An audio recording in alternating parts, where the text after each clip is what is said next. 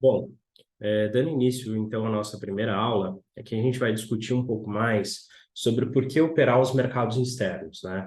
Eu peguei esse como o primeiro tema depois da introdução, porque eu acho que a gente precisa contextualizar o nosso objeto de estudo. Quando a gente entende por que está fazendo algo, por que está estudando, você acaba se motivando e acaba sendo mais fácil engajar. Bom, primeiro que a gente vive em um mundo cada vez mais integrado e globalizado. Então, por mais que você decida, por exemplo, vou operar no mercado brasileiro, única e exclusivamente, independente disso, na verdade, você precisa conhecer o contexto global, porque é o contexto global, na verdade, que faz preço, é o contexto global que precifica as principais variáveis, e assim, essas variáveis reverberam dentro do mercado.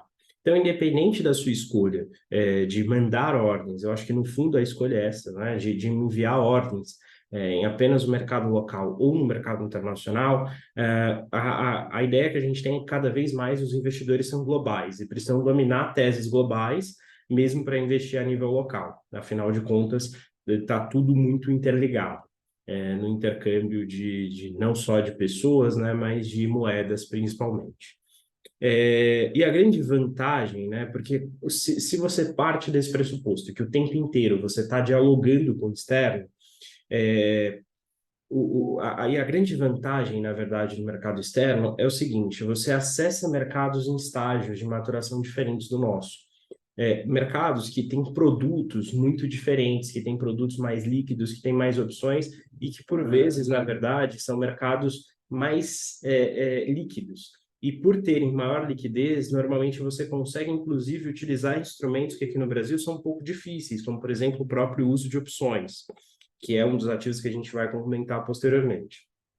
E o que acontece é que, do ponto de vista prático, quando você investe bem, sabe operar bem, entende bem o contexto ao nível Brasil, você está praticamente apto a entender também o mercado externo bem, a operar bem o mercado externo, afinal de contas, você consegue entender e dominar os denominadores que são relativamente comuns. E dessa forma, portanto, ter a oportunidade, ter a possibilidade de diversificar, de estar exposto ao mercado que é global, que é dinâmico, que é líquido, e não utilizar essa oportunidade, a gente acaba encarando, na verdade, como um desperdício, né? Afinal de contas, você deixa algo em potencial de lado. Então, tendo em vista, inclusive, essas características, eu acho que por si só a gente justificaria a ideia de operar mercado externo. Mas eu acho que as vantagens vão um pouco além disso. Uma outra vantagem é que as janelas de operações são diferenciadas, então você tem maior flexibilidade. Do ponto de vista de horário de Brasília, convertendo para horário de Brasília, né? Porque normalmente se usa o horário ali padronizado de GMT 0, mas no nosso horário é como se o mercado externo de CFDs, e não se preocupem com as siglas, a gente vai abordar elas ao longo das próximas aulas, abrisse no domingo à noite e fechasse só na sexta-feira à noite. Então, você tem uma janela muito ampla para fazer operações, coisas que, às vezes, no mercado brasileiro, você fica restrito ao horário comercial, que é o horário que, por vezes, às vezes está se trabalhando e daí não consegue se enviar a ordem. Além disso, por ser um mercado que, nos dias úteis, nos dias da semana, na verdade, né, você tem uma negociação 24 horas, você não fica, muitas vezes, limitado numa operação de trade a encerrar a operação no fim do dia. Às vezes essas características são favoráveis e coisas do gênero, você pode ficar um pouco mais. Isso é uma das coisas também que é um diferencial bem importante dos mercados externos. Uma outra característica é que você consegue investir em classes de ativos muito amplas. Se a gente pensa, por exemplo, em ETFs, que são fundos negociados em bolsa. Aqui no Brasil, a gente tem algumas duas, três dezenas, no máximo, talvez, de ETFs que são líquidos.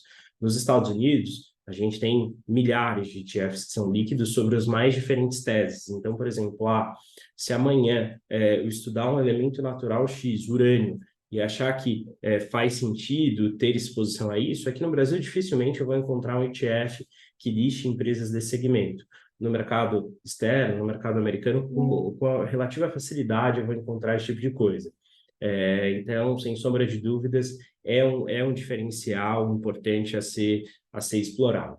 Um outro ponto, uma questão mais teórica, mas que é bem importante. No mercado, a gente é remunerado por tomar risco, mas tem um determinado risco que, na verdade, a gente não é remunerado, que é o risco que se chama diversificável.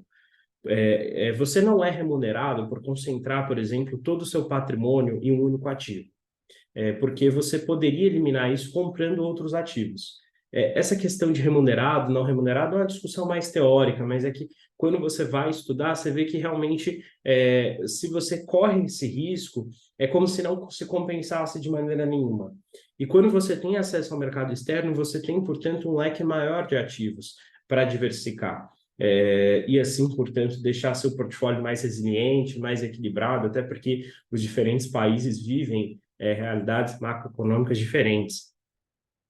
E isso, inclusive, dialogando com que os mercados são cíclicos. Então, eventualmente, agora a gente talvez até venha uns ventos um pouco diferentes, mas por boa parte de 2023 a gente viveu um cenário no qual a gente viu economia estadunidense ainda muito forte, completamente aquecida, levando a possibilidade de novos aumentos de taxa de juros, isso, de certo modo, com alguns ativos locais trabalhando bem, mas os países emergentes sofrendo bastante com a perspectiva de um juros mais alto nos Estados Unidos. Então, se você consegue ter um portfólio mais global, você consegue integrar ativos que estão em tempos diferentes e, consequentemente, otimizar seus resultados, não ficar exposto só a uma tese. Eu acho que isso são alguns dos elementos que me chamam a atenção hoje para operar mercados externos.